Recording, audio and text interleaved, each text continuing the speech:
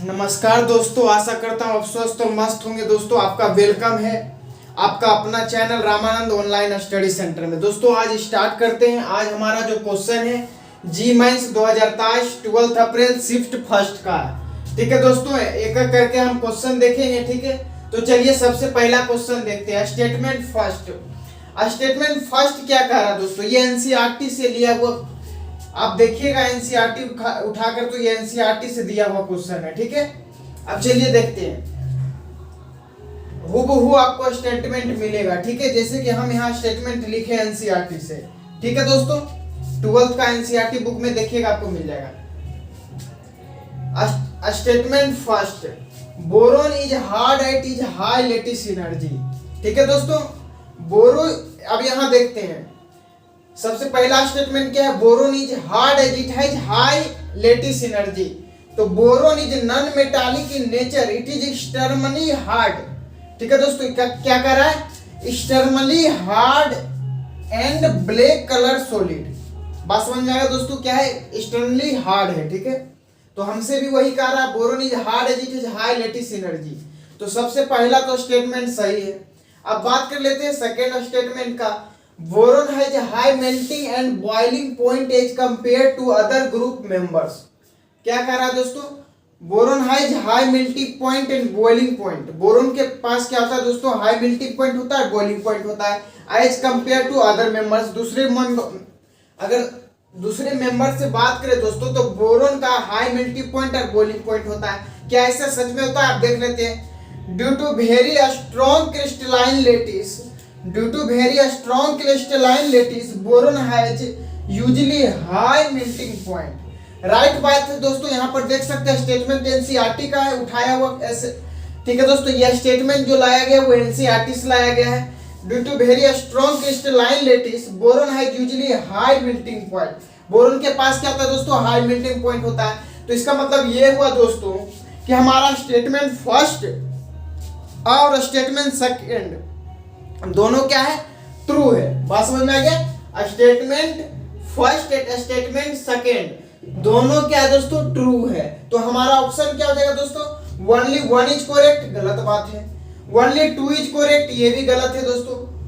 Both are correct, right, दोनों सही है। तो हमारा आंसर क्या हो जाएगा दोस्तों, सी हो जाएगा।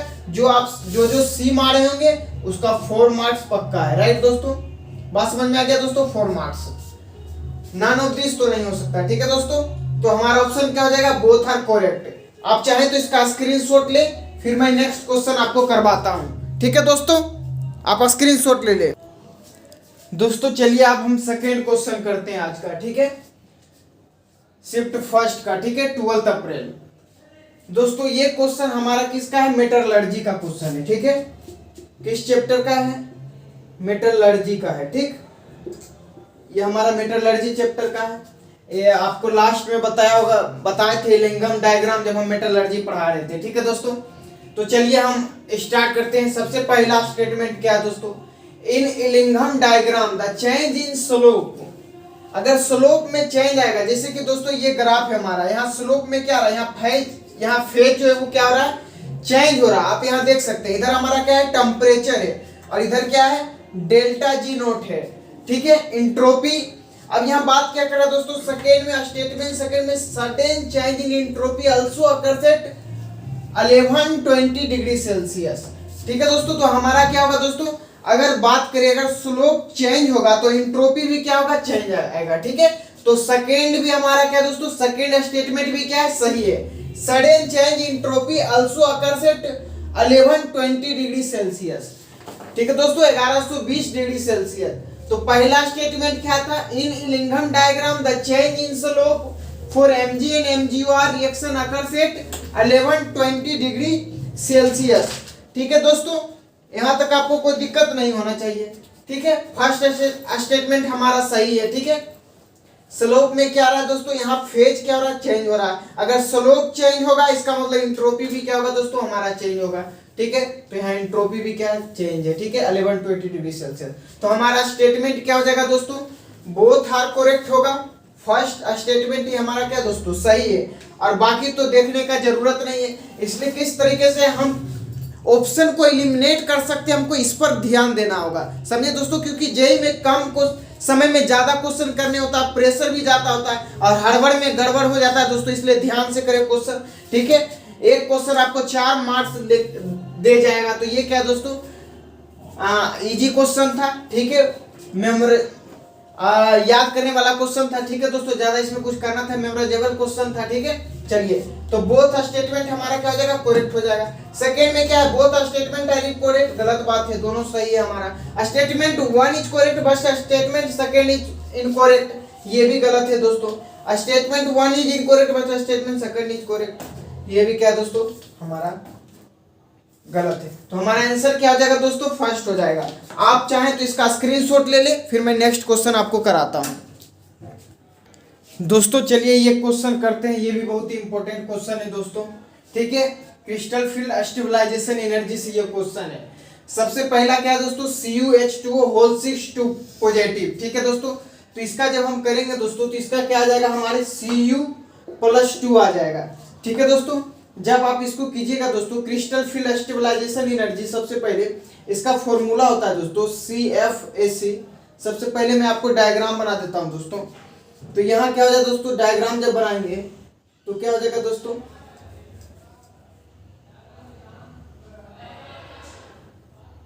इधर क्या होता है दोस्तों, 3 ऑर्बिटल आ जाता है, ठीक है,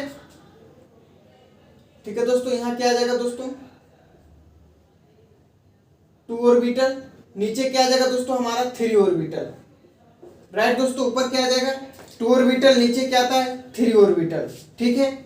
ये क्या हमारा दोस्तों, ये T2G है, ये हमारा EG है, ठीक है।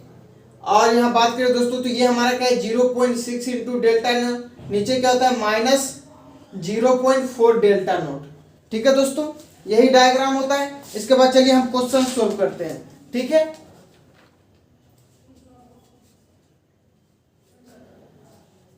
अगर हम बात करें दोस्तों, सबसे पहला क्वेश्चन तो क्या होगा दोस्तों, इसका होगा Cu+2। अब जब Cu+2 आ जाएगा दोस्तों, तो अगर हम एक क्रिस्टल फील्ड स्टेबलाइजेशन एनर्जी का अगर बात करें दोस्तों, तो क्या हो जाएगा T2G6, EG में क्या हो जाएगा दोस्तों 2 आ जाएगा, ठीक है। T2G में क्या हो जाएगा 6 आ जाएगा, और EG में कितना आ जाएगा, सॉरी 3 आ जाएगा, ठीक है दोस्तों। यहाँ क्या आ जाएगा 3 आ जाएगा। जब आप इसको crystal field stabilisation energy formula में पुट करेंगे दोस्तों, तो क्या आ जाएगा हमारा N1 into 0.6 delta naught plus N2 equal to -0.4 delta naught, ठीक है दोस्तों। बात समझ में आ गया, यहीं तक रखेंगे। प्लस NP होता है नंबर ऑफ पेयर इलेक्ट्रॉन, ठीक है, अनपेयर इलेक्ट्रॉन, तो इसको अभी हम नहीं करेंगे, यहां तक रखेंगे, ठीक है दोस्तों। इससे हमारा आंसर आ जाएगा। अब बात करते हैं दोस्तों EG ऑर्बिटल, N1 क्या है EG ऑर्बिटल, ठीक है। यहाँ N1 क्या है, EG ऑर्बिटल में कितना नंबर ऑफ इलेक्ट्रॉन है, ठीक है दोस्तों। और N2 क्या है दोस्तों, T2G में कितने नंबर ऑफ इलेक्ट्रॉन्स हैं। बात समझ में आ गया दोस्तों। अब चलिए इसको सोल्व करते हैं, ठीक है दोस्तों। तो N1 क्या है, N1 हमारा क्या है दोस्तों, EG में कितने नंबर ऑफ इलेक्ट्रॉन है, ठीक है। तो 0.6 डेल्टा नॉट, तो N1 में कितना इलेक्ट्रॉन है दोस्तों, T2G6, ठीक है। और EG में कितना है 3 है, ठीक है दोस्तों। N1 हमारा क्या है दोस्तों, EG ऑर्बिटल। बात समझ में आ गया दोस्तों, N1 क्या है EG ऑर्बिटल। तो N1 में कितना है दोस्तों 3 है, ठीक है। 3 into 0.6 into delta naught plus N2 का कितना है दोस्तों हमारा 6 इंटू -0.4 डेल्टा नॉट। अगर हम इसको सोल्व करेंगे दोस्तों, तो ये आ जाएगा 1.8 delta not minus 2.4 delta not. जब आप इसको सोल्व करेंगे दोस्तों, तो ये कितना आ जाएगा दोस्तों, ये आ जाएगा आपका 0.6 आ जाएगा, ठीक है दोस्तों, -0.6 डेल्टा नॉट आ जाएगा। तो सबसे पहला हमारा क्या हो जाएगा दोस्तों, ए का क्या आ जाएगा, पी आ जाएगा ऑप्शन, ठीक है। अब सेकेंड ऑप्शन कर लेते हैं दोस्तों।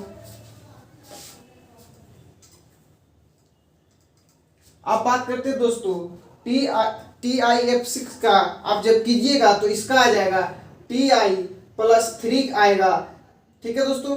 तो इसका जो स्ट्रक्चर आएगा जब निकालिएगा 3D 1 आ जाएगा, तो T2G में 1 आ जाएगा।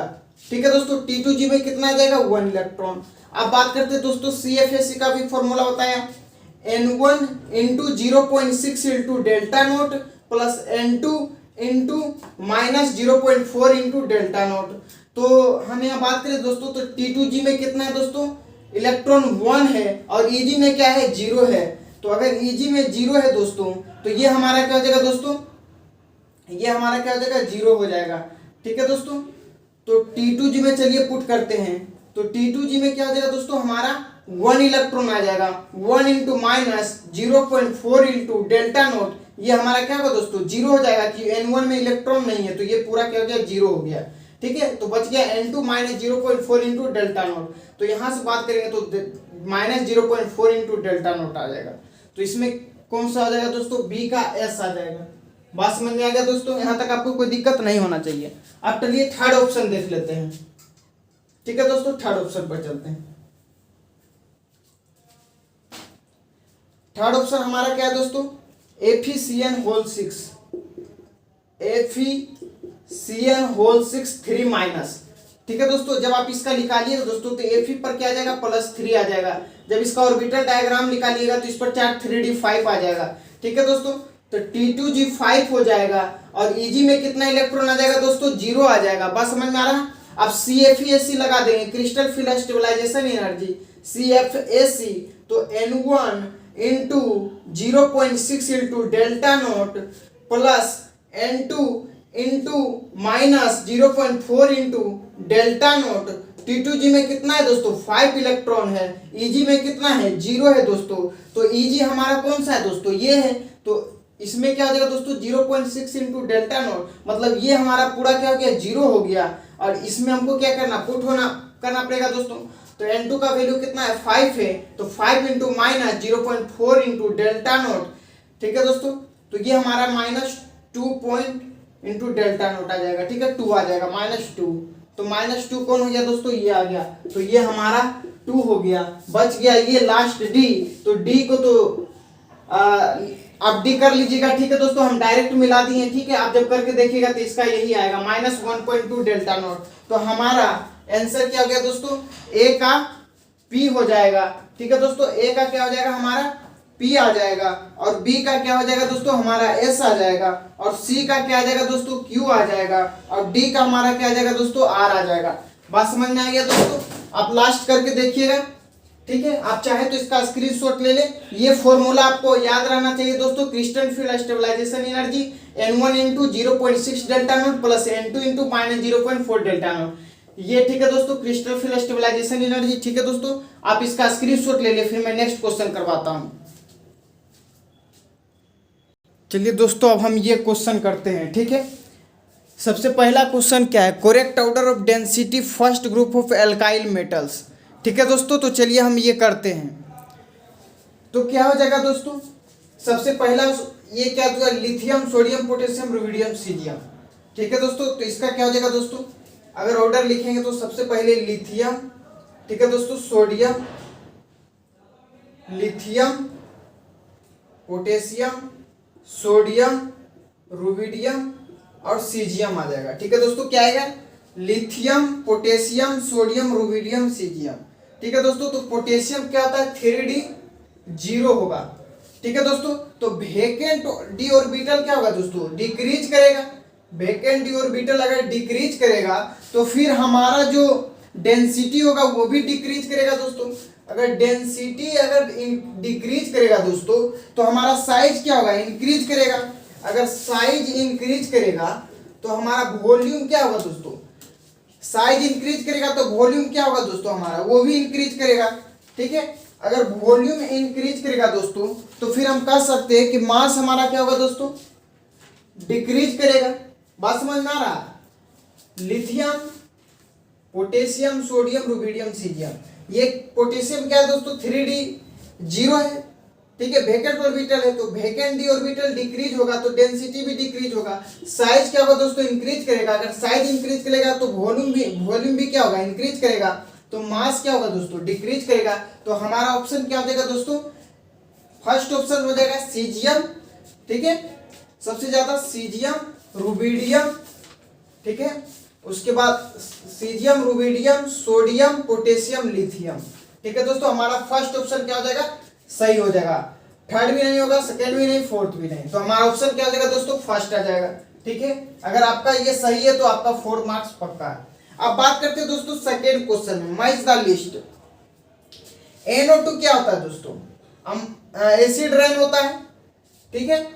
तो NO2 क्या होता है दोस्तों, एसिड रेन होता है। जैसे कि ताजमहल क्या हुआ दोस्तों, ताजमहल खराब होने का कारण क्या है, एसिड रेन। क्योंकि एसिड रेन जो आसपास का क्या होता है दोस्तों, आसपास का जितना भी इंडस्ट्री है दोस्तों, उससे जो पोल्यूशन निकलता है वो आसमान में जाता है, वो क्या होता है दोस्तों, जब वर्षा होती है तो वो क्या होती है, एसिड रेन होता है, ठीक है, NO2। तो सबसे ए का क्या हो जाएगा दोस्तों, क्यू हो जाएगा। और बी का क्या होगा, CO2 क्या करेगा दोस्तों, ग्लोबल वार्मिंग को बढ़ाएगा, कार्बन डाइऑक्साइड, ठीक है। जब क्या होता है दोस्तों, जब जितना भी पोल्यूशन बाहर निकलता है, मान लिया कोई भी इंडस्ट्री है, तो वो सब क्या दोस्तों, गाड़ी चलता है, वेजिकल से, ये सारे जो पोल्यूशन निकलते हैं उससे क्या होता है, ग्लोबल वार्मिंग होता है, तो वो CO2 हो गया। अब बात करते हैं दोस्तों मीथेन, ठीक है। तो मीथेन हमारा हो जाएगा pH value 5.6। Phosphate fertiliser in water, ये क्या हो जाएगा दोस्तों, हमारा यूट्रिफिकेशन हो जाएगा। बात समझ में आ गया दोस्तों, ये वाटर के लिए क्या होता है दोस्तों, फायदेमंद, ठीक है, फर्टिलाइजर में काम करते हैं तो यूट्रिफिकेशन हो जाएगा। बात समझ में आ गया दोस्तों। तो हमारा ऑप्शन क्या हो गया, ऑप्शन इसमें नहीं लिखा हुआ दोस्तों, बच्चे जो क्वेश्चन भेजे मैंने वो आपको कराया, ठीक है। तो NO2 का क्या, NO2 का क्या हो गया दोस्तों, एसिड रेन हो गया। CO2 carbon dioxide, global warming करता है, ठीक है। मीथेन का क्या हो गया दोस्तों, हमारा pH वैल्यू रैंक का 5.7 होना चाहिए। फॉस्फेट का क्या होगा, यूट्रिफिकेशन हो जाएगा, फॉस्फेट फर्टिलाइजर इन वाटर। बात समझ में आ गया दोस्तों। तो ये फर्स्ट का आंसर हमारा क्या आ गया, फर्स्ट आ गया। सेकेंड का हमारा क्या आ गया दोस्तों, बात समझ में आ गया। सेकेंड का ऑप्शन नहीं हुआ, नहीं दिया हुआ दोस्तों, जितना बच्चा भेजा मैंने उतना कराया, ठीक है दोस्तों। तो आप इसका स्क्रीनशॉट ले, फिर मैं आज का लास्ट क्वेश्चन करवाता हूं दोस्तों। आज का लास्ट क्वेश्चन देखते हैं, ठीक है, फिर आज का वीडियो दाइन करते हैं। इलेक्ट्रॉन प्रिसाइज हाइड्राइड, ठीक है दोस्तों। तो सबसे पहला ए का क्या हो जाएगा दोस्तों, हमारा P हो जाएगा, ठीक है, ए का P होगा। CH4 इलेक्ट्रॉन रिच हाइड्राइड कौन होता है दोस्तों, ये होता है हमारा बी का हो जाएगा, हमारा HF होता है, ठीक है। HF क्या होता है, इलेक्ट्रॉन रिच हाइड्राइड होता है। बात समझ में आया। तो ए का P किस में है, 1 2 3, ये तो नहीं होगा, 4 ऑप्शन तो नहीं होगा, 3 ऑप्शन बचा हुआ, अब इसको एलिमिनेट करना है।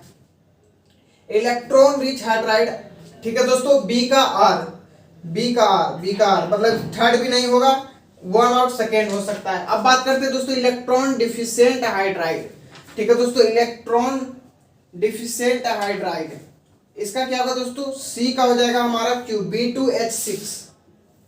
सी का क्या हो जाएगा दोस्तों, Q हो जाएगा, ठीक है। सी का Q, यहाँ सी का क्या दिया, S दिया हुआ है। सेकेंड ऑप्शन तो नहीं होगा, हमारा होना क्या चाहिए, फर्स्ट।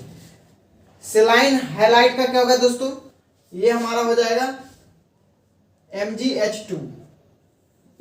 बात समझ में आ गया दोस्तों। ये क्या होता है, आयनिक हाइड्राइड। MgH2 जो होता है दोस्तों, ये क्या होता है, आयनिक हाइड्राइड सोल्यूट, ठीक है दोस्तों।